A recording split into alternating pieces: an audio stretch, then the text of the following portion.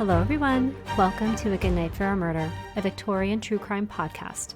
My name is Kim, and on this podcast I cover all sorts of Victorian true crime stories. Many are murder cases, but I've also covered the exploits of famous con men and con women, and even a Victorian cult in season 1. While tonight's case is not something one could have been criminally prosecuted for in the Victorian era, it was something one could bring a civil case against, and that is the crime of adultery. What we're covering tonight is a highly publicized Victorian-era sex scandal involving a hotshot minister, a prominent author and abolitionist, and his high society wife. This is the story of the Beecher-Tilton Scandal. But first, a Victorian society tip.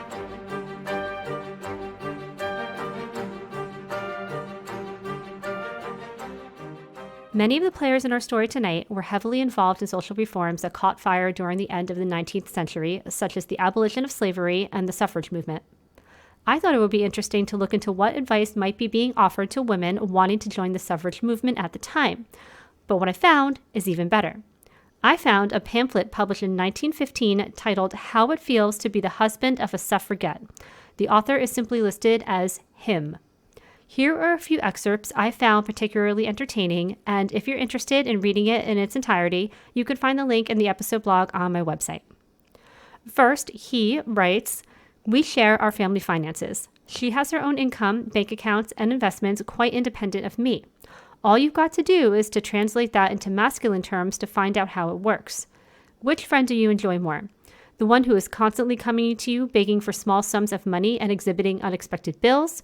Or the one who seldom discusses money matters with you, yet who likes you well enough to go flat broke for you if the occasion arises?"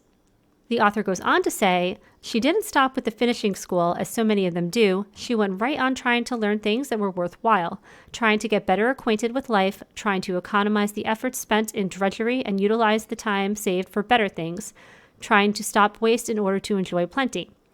I remember when her books were comparatively simple. Now, I don't know where her reading is going to take her next, but I don't care. Like the bee, she brings back sweetness from every field." He does share this negative bit, though.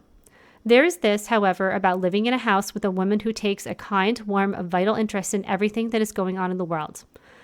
And you can, if you like, count it as one of the hardships of being a suffragette's husband. You have to, at times, force yourself to seem more intelligent than you really feel like being. I have to say, I found his account rather refreshing. But what are the suffragettes saying about choosing a husband? The following piece is from 1918, titled Advice on Marriage to Young Ladies, authored by an anonymous suffragette wife. It begins, "Do not marry at all. But if you must, avoid the beauty men, flirts, the bounders, tailors' dummies, and football enthusiasts. Look for a strong, tame man, a firelighter, coal-getter, window cleaner, and yard swiller. Don't expect too much. Most men are lazy, selfish, thoughtless, lying, drunken, clumsy, heavy-footed, rough, unmanly brutes, and need taming. All bachelors are, and many are worse still. If you want him to be happy, feed the brute. The same remark applies to dogs. You will be wiser not to chance it. It isn't worth the risk."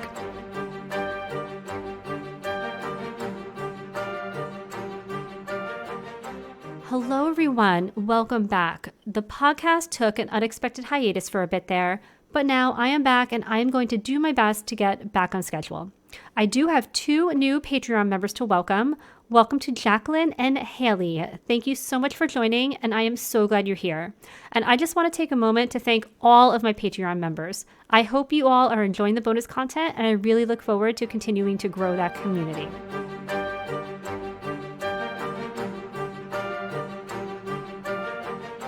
A Good Night for a Murder is a true crime podcast that does cover stories including death, violence, sexual assault, and other adult themes. This episode does include brief mentions of pregnancy loss and domestic violence. Please take care while listening.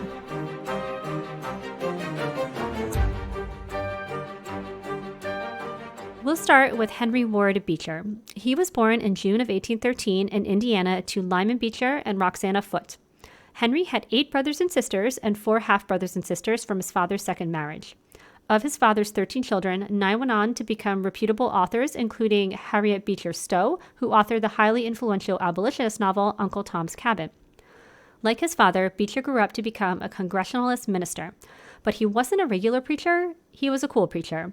Henry would deliver his sermons in a really down-to-earth, relatable way, incorporating humor, dialect, and slang. He also had some pretty progressive ideas. He was very interested and active in social reform and was a known abolitionist of slavery and supporter of women's suffrage. At one point, he was elected unanimously as the president of the American Women's Suffrage Association. He supported Charles Darwin's theory of evolution, describing himself as a cordial Christian evolutionist. What he's arguably most well known for, though, was his emphasis on preaching God's love. His view differed from older ways of thinking that focused on the inherent sinfulness of all men and women. Beecher preached God's absolute love for everyone and believed in a God that would not punish us for being human. His sermons drew the likes of Walt Whitman, Mark Twain, and even Abraham Lincoln. During the Civil War, Lincoln had so much faith in Beecher's abilities, he sent Beecher on a speaking tour of England to gain support for the Union's cause. So far is his personal life, though. Beecher married Eunice Bullard in 1837, but out of the gate, the marriage was not a happy one. Beecher was often away from home, putting much stress on the relationship, and 6 of the couple's 10 children died very young. Plus, it was often rumored that Beecher frequently engaged in extramarital affairs. These rumors went all the way back to his early days of preaching in Indiana and followed him when the family moved to New York in 1847. In 1858, the newspaper The Brooklyn Eagle ran a story alleging the minister engaged in an affair with a young woman in his congregation who was now working as a sex worker. Beecher made waves again in his social circle when rumors of an affair with author Edna Dean Proctor, with whom he was writing a book of sermons, surfaced. Edna claimed that Beecher had in fact raped her, but Beecher asserted that it had been consensual, though neither denies something happened. Despite the wildly different versions of their story, they did in fact carry on an affair for about a year, and it doesn't sound like it was very well concealed. In fact, when talking about Beecher, historian Barry Worth noted that it was, quote, standard gossip that Beecher preaches to 7 or 8 of his mistresses every Sunday evening. The next introductions we need to make are that of Theodore Tilton and Elizabeth Richards. Theodore and Elizabeth met likely in their teen years. Theodore was a friend of Elizabeth's younger brother, and she tutored both boys in their school subjects. When Theodore's family decided to move from New York to New Jersey, Theodore boarded with the Richards family. They all attended Plymouth Church in Brooklyn, where Beecher preached. Theodore would go on to become a newspaper editor and poetry author, and Elizabeth would become quite active in the women's rights movements. In fact, she would go on to become a contributor and editor to the official publication of the National Women's Suffrage Association, The Revolution. The organization itself was founded by Elizabeth Cady Stanton and Susan B. Anthony. And this is to give you an idea of the caliber of the social circle Theodore, Elizabeth, and even Beecher are running in. They're like Victorian-era disruptors for social reform. They support abolition and women's rights. Really forward-thinking stuff by the day's standards. So in October of 1855, Theodore and Elizabeth are married, and the ceremony is performed by Henry Ward Beecher. The next year, Theodore finds work writing for a newspaper called The Independent. The paper is owned and founded by a man named Henry Chandler Bowen. 5 years later, Beecher becomes the editor-in-chief of the paper with Theodore as his assistant. So these 3 men and their families, Beecher, Bowen, and Theodore Tilton, are quite close. They spend a lot of time having dinners at one another's homes and the like. Remember what I said, though, about Beecher having a reputation as a bit of a philanderer? Rumors start to swirl that Beecher is having an affair with his boss's wife, Lucy Bowen. And in 1863, we find out that is true when Lucy makes a deathbed confession to her husband. The next thing you know, Theodore has replaced Beecher as editor-in-chief of The Independent. Throughout 1866 to 68, Theodore travels around the country on lecture tours for work. It's kind of common knowledge, everyone knows, just nobody talks about it, that while he's away from home, Theodore cheats on his wife. Aside from the infidelity, Theodore and Elizabeth do not seem to share a happy home from the beginning. Despite her family letting him live under their own roof in his early years, he did not like his in-laws, and he increasingly sought to separate Elizabeth from them. However, he didn't seem to actually like his wife that much either. Once he started to climb in his social circles, he was embarrassed of her. Although he himself had described her as a brilliant critic and undervalued literary mind, it could be her belief in spiritualism and involvement in spiritual circles that he found inappropriate for the wife of a respected newspaper editor. The couple had 7 children over 14 years of marriage, though 3 died in infancy. And now, 10 years into the marriage, he's hardly home, traveling around the country, having affairs on her. One of his affairs, though, was close to home right there in New York, which was with his wife's own friend, Laura Bullard. In January 1868, the kettle starts to boil over. Theodore confesses his affairs to Elizabeth. That fall, Elizabeth strikes up a relationship with the couple's good friend and the man who married them, Henry Ward Beecher. Now, this will go on for about 2 years, though to this day, no one really knows if it was a physical affair or an emotional affair. In July of 1870, though, Elizabeth confesses her affair with Beecher to her husband. Now, Theodore has been having affairs left and right, so some may reason they could have just let the events lie and move on, but neither of them can stop talking about it to other people. A few months later, Theodore is dining at the home of Laura Bullard, who he has slept with in the past, and another friend in their circle, Elizabeth Cady Stanton. Stanton was another pillar of the women's rights movement. Theodore tells them his wife has been having an affair with Beecher.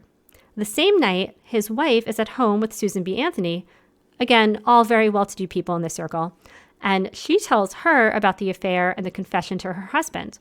Theodore comes home, and there is some sort of confrontation amongst the three of them. Elizabeth says it was between Susan B. Anthony and her husband, but Susan B. Anthony says no, Elizabeth and her husband were about to have a serious knockdown, drag-out fight right there in the sitting room.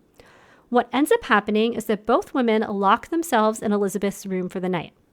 Susan B. Anthony 100% perceived this as sheltering Elizabeth from an irate husband. But Elizabeth was like, no, oh my God, it's not that serious. Obviously, that's not a direct quote, but it is the sentiment I get about the situation. I believe Susan B. Anthony in this case. A few months later, Elizabeth leaves New York to go stay with a friend in Ohio. She returns that December when there was reportedly a violent altercation between her and her husband. This prompts her to take her 4 children and flee to her mother's.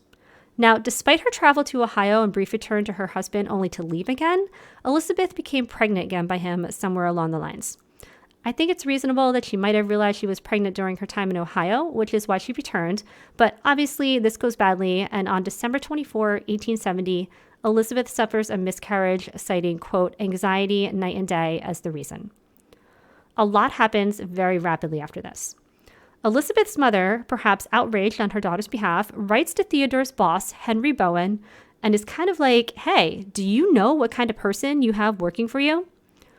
Bowen speaks to Theodore about this, who tells him, yeah, he's having a hard time in his marriage right now because his wife had an affair with Henry Ward Beecher. Now remember, Bowen's wife, Lucy, had also slept with Beecher. So however Bowen reacted to the part about Theodore abusing his wife is not mentioned. His takeaway seems to be that he and Theodore have this common enemy now in Beecher because he slept with both of their wives, allegedly. Now, I don't know why Bowen would not do this himself, but he encourages Theodore to demand that Beecher resign from the church. I'm speculating maybe it's what Bowen wanted to do all along, but he didn't want a scandal for himself. Anyway, 2 days later, Theodore writes to Beecher and says, Sir, I demand that, for reasons which you explicitly understand, you immediately cease from the ministry of Plymouth Church and that you quit the city of Brooklyn as a residence. Strong words. A few days after that, Elizabeth writes to Beecher and confirms that, yes, the reason her husband sent that letter is because she had confessed their affair to him. Shortly after that, though, it seems like Beecher has gotten to Elizabeth because in another letter to Beecher, she advised him that she has now told her husband it was a false confession and nothing ever happened. She then writes to Beecher again, though, and retracts the retraction of her confession, asserting that what she said the first time around is correct, the affair did happen, and she has told her husband. The day after that, she asks a mutual friend who's been operating as a go-between for Beecher and Theodore if he can just go to Beecher and get all of her letters back from him. This poor girl doesn't know whether she's coming or going, and I 100% believe now that she's been subjected to emotional and likely physical abuse by her husband and probably manipulated by Beecher too. All these letters are just responding to her abusers in whatever way she thinks will appease them. So even though Theodore did what Bowen asked, Bowen fires Tilton as editor-in-chief. He wants to report the news, not be the news, as they say. After this, Beecher and one of his buddies start up a paper and they hire Tilton. And if you're like, what the hell? I thought these two were enemies. Well, yes and no. At the end of the day, everyone involved, Elizabeth, Theodore, and Beecher, were just trying to go about business as usual, put the whole thing behind them, and pretend it never happened. They were hoping the whole thing would just blow over, and after a while, everyone would just forget and start talking about something else. And that's almost what happened. In spring of 1871, Theodore, still married to Elizabeth, of course, becomes involved with a woman named Victoria Woodhull. Victoria could be described by some as very much ahead of her time. She was an activist for women's rights and labor reforms, the first woman to operate a brokerage firm on Wall Street along with her sister. She owned and ran a newspaper and was nominated as the country's first female presidential candidate under the Equal Rights Party for the 1872 election. She was also a proponent of what she described as free love. By this, she meant that women had the right to love freely. They could exist in monogamous relationships as they wished without the pressure to marry, and they could also choose to leave a relationship or marriage if they wanted. She also believed that the decision to have sex, whether in or out of marriage, should be left entirely up to a woman to decide. She thought that because men could often physically overpower a woman, they should never be the ones who got to choose when sex happened. Allowing the woman to choose, in her opinion, leveled the playing field for men and women in relationships. So far as her beliefs on marriage and relationships, Victoria existed in a time when women were little more than property of the men in their lives. They belonged to their husbands, and if not their husbands, their fathers or their uncles or their brothers. It was nearly impossible for a woman to escape a loveless or abusive marriage, and if she managed to do so, the social stigma that accompanied it could be even worse. Men, however, were repeatedly excused and even encouraged in many cases to step outside their marriages. Keeping mistresses was extremely common, tolerated, and even expected for men of a certain stature. And Victoria, who some say was abducted by and forced to marry an alcoholic and womanizing man 14 years her senior in the past, was sick of it. As an active supporter of women's rights, she often appeared at public speaking events where she would criticize society's tolerance for the transgressions of married men and promote her own ideas of the free love movement, which makes her involvement with Theodore, a married man, a little ironic. However, no one really knows what went on between the pair except the two of them. Now, Victoria, Beecher, Theodore Tilton, they were all pretty progressive thinkers for their time, right? And together, alongside the rest of their circle, they had a really good opportunity to influence and advance the way Americans lived their lives. So when Beecher not only refused to support, but condemned Victoria's ideas of free love, when he in fact was very free with his love, she took that personally. And in November of 1872, she printed a special issue of her newspaper exposing the entire affair between the Tiltons and Henry Ward Beecher, with Theodore Tilton as her primary source. She raked Beecher across the coals as a hypocrite, exposing details of his affair with Elizabeth Tilton that were so detailed and scandalous that she, her sister, and her husband, who owned and operated the newspaper together, were all three of them arrested on charges of distributing obscene material through the mail. This incident was the catalyst for the creation of the Comstock laws, which made it illegal to send obscene, lewd, or lascivious, immoral, or indecent publications through the mail. The three were imprisoned for 6 months before the case was dismissed on a technicality, but this effectively wrecked Victoria's chances at running for president. Henry Ward Beecher was pretty pissed off about this, and Victoria was like, well, if it's not true, sue me for libel. But he wouldn't, which confirmed for a lot of people that everything Victoria published was indeed true. Now, all of Beecher and Theodore Tilton's friends were like, oh my God, what are you guys going to do about this? But the pair, plus Elizabeth, doubled down on their agreement just to not talk about it. Except Theodore couldn't help himself, and he kept talking trash against Beecher, who, remember, is a widely known and well-respected preacher. Everyone knew he had affairs and still went to hear him preach well before this incident, so for many, their opinion of him didn't change much, and he still had their support.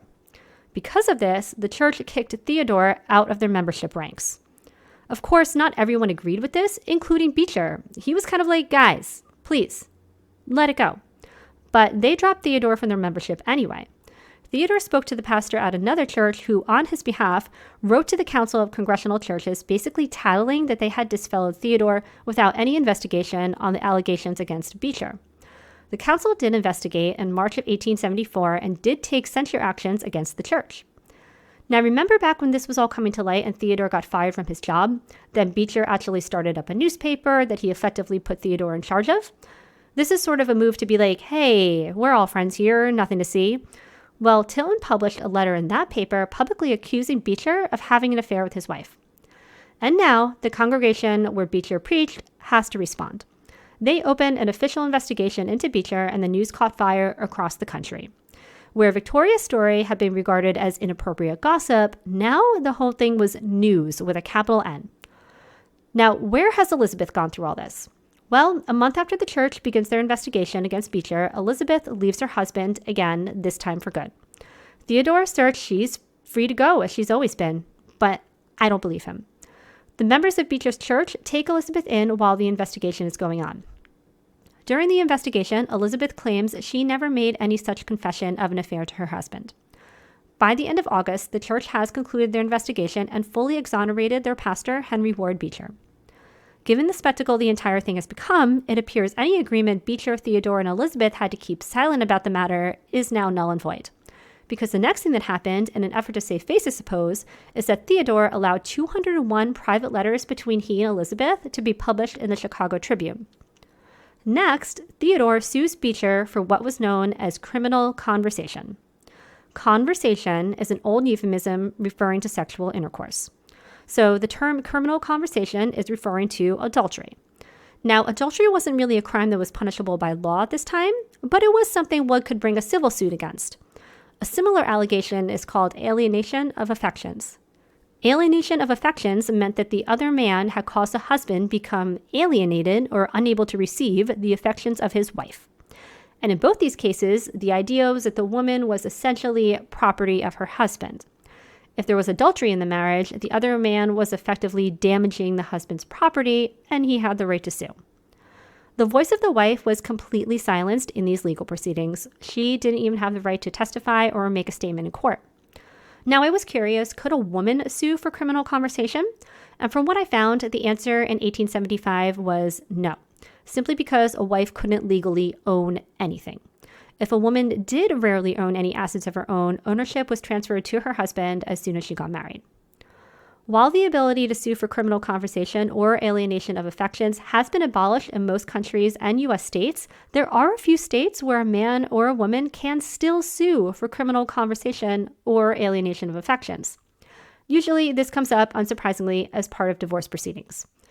Now, we do need to get back to our story, so I won't go too much further down this rabbit hole, but I do talk a little bit more about this in the bonus content for this episode.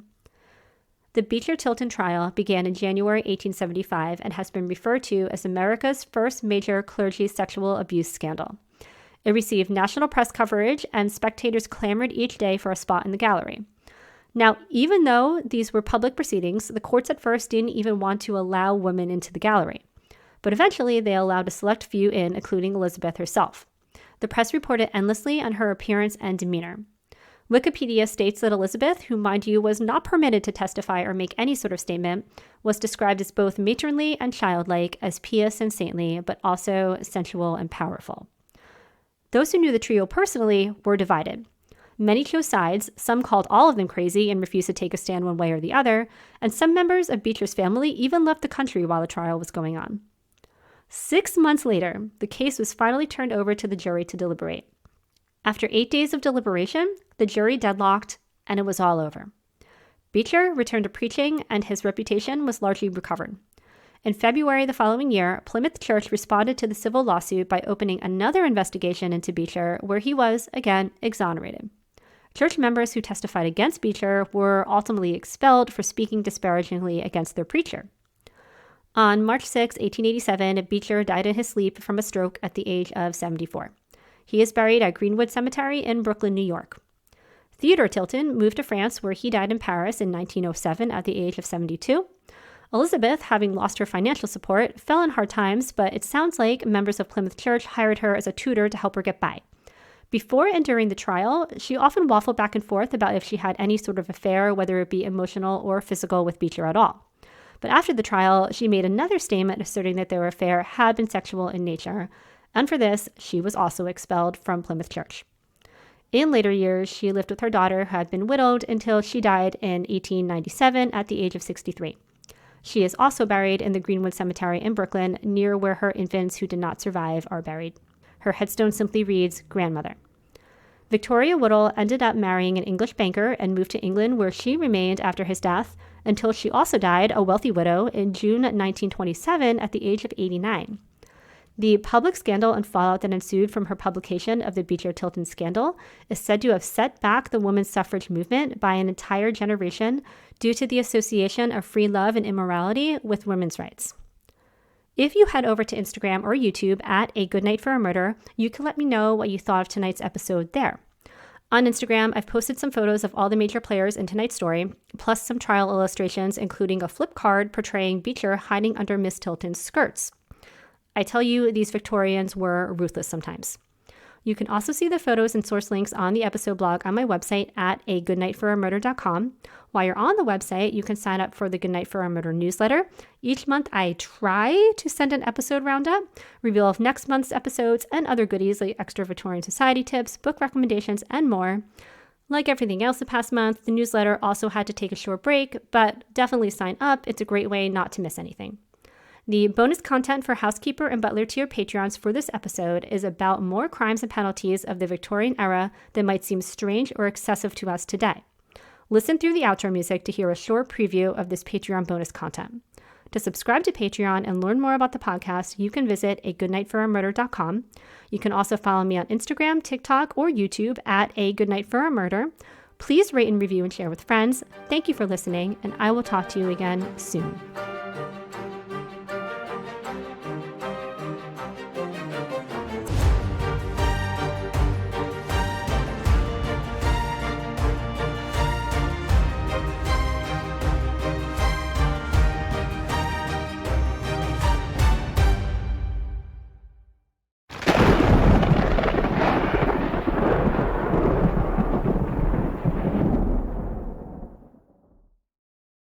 And to accompany episode 31 about the Beecher-Tilton Scandal, we are going to talk about more crimes and penalties of the Victorian era that might seem strange or excessive to us today. The Beecher-Tilton Scandal took place in the 1870s in the US, where, as we discussed, adultery was not considered a criminal offense. But I was curious to know if it ever had been. I did not expect to learn that in a number of US states, adultery is considered a misdemeanor and even a felony to this day. Though the crime is rarely prosecuted, penalties range from $10 to $500 fines up to 5 years in prison. The only known execution for adultery occurred in Massachusetts in 1643. In this case, 17-year-old Mary Latham had been rejected by a boy who she fancied. Despite him, Mary vowed to accept the next marriage proposal that came her way, and one quickly did. Mary married a much, much older man and quickly became unhappy in her marriage. So she started stepping out with various young men. The real trouble started for her, though, when she struck up an affair with a man named John Britton.